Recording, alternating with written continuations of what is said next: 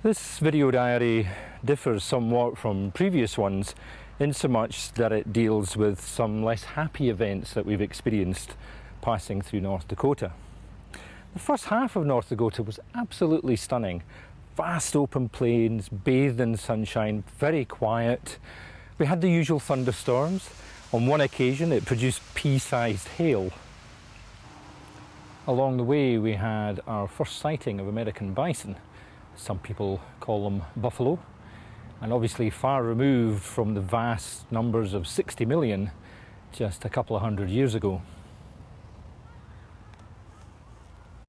In a small place called Cooperstown, we visited the site of a decommissioned nuclear missile and its control room, November 33 and Oscar 0 respectively. This was part of a large-scale arms reduction of about 150 missiles back in the 80s as part of the treaty. However, it was kind of worrying to think that there was still 450 of these in existence below ground in another part of North Dakota, Montana and Wyoming. It was quite terrifying in its simplistic design. The missile was gone. The control room was still there, fairly intact.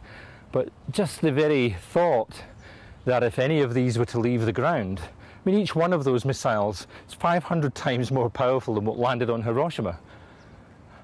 And they have 450 of these. I hate to think. Rugby is the geographical centre of North America, and after that, the next biggest town is a place called Minot, and it's pretty much the biggest town since we left Fargo. We'd been hearing about Minot since we were in New York State, and the reason being is that in June, the Souris River, which flows down from Canada to Minot, then back up into Canada and drains into Lake Winnipeg, had flooded, and the houses were completely covered. More than 10,000 people were displaced. Nothing prepared me for what I saw, and I met some very interesting people who remarkably were still being very positive about what they could do and what they could repair. This is kind of what's being done, I guess. I'm fortunate, like I said, I didn't have a lot of sheetrock in my home. Most of my home is solid. It's solid brick with plaster over the top of it, of 2 inches of styrofoam behind it. So that didn't get wet. It didn't really. I mean, the skin coat looks really bad, but the exterior walls or the perimeter walls can easily be fixed.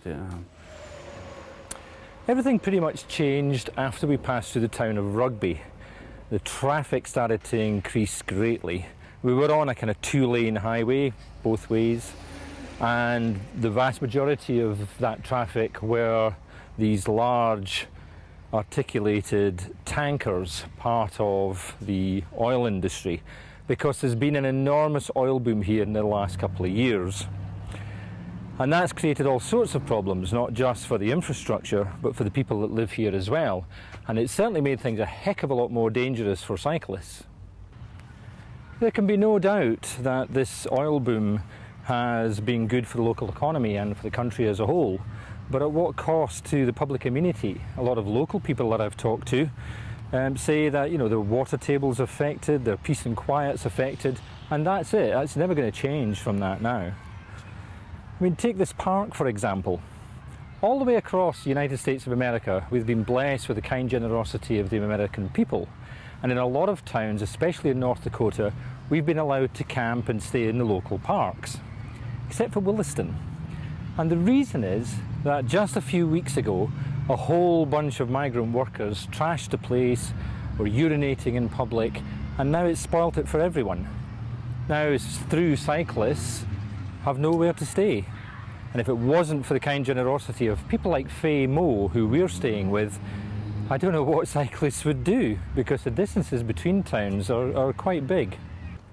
I couldn't help feeling that there was a chaos about it. Safety almost seemed a secondary thought. Certainly very dangerous cycling along those roads. I mean, there were so many tankers at points. It was like cycling beside a train. They were so constant, one after the other. And it can't be that much safer in terms of driving either. I mean, we all use oil. I use oil. I need oil for my bike to work. But there's something just not quite right about what's happening here. There are something like 5,000 oil rigs at the moment pumping that oil out of the ground, and in 10 years they want that number to be 25,000. That's going to change the face of North Dakota permanently. And one day the oil's going to run out. It's going to dry up. It'll all be over. And these companies will move out. What will the prairies of North Dakota look like then?